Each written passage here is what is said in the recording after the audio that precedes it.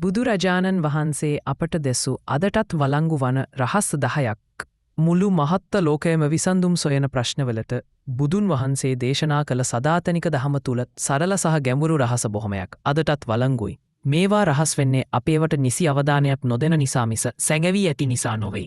මේවා ඔබේ ජීවිතයට ආලෝකයක් ගෙන එන බව මම විශ්වාස කරනවා. අද ඒ උතුම් රහස් අතුරෙන් 10ක් ගැන අපි කතා කරමු. 1. ඔයා මතක තියාගන්න ඕනි පළවෙනි රහස තමයි සෑම දෙයක්ම වෙනස් වෙන බව. කිසිම දෙයක් ස්ථිර නැහැ. සතුට, දුක, ලාභය මේ හැමදේම සියල්ලම වෙනස් වෙනවා. මේ දහම තේරුම් ගත්තාම ඔයාට දුකෙන් මිදෙන්න පුළුවන්. දෙවන රහස. ඔයාට හැමෝම ආදරය කරන්නේ නැහැ.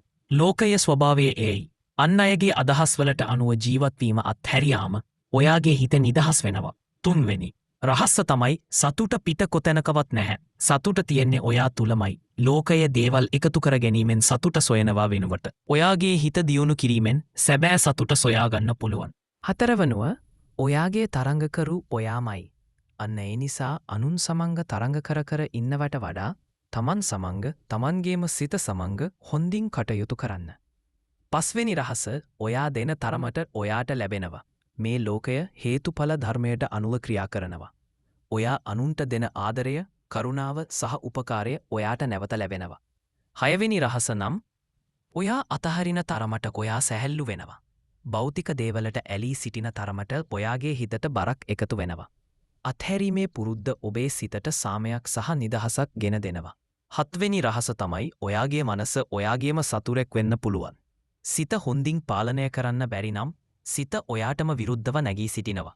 ඒ නිසා සිත කෙරෙහි අවධානය යොමු කරන්න.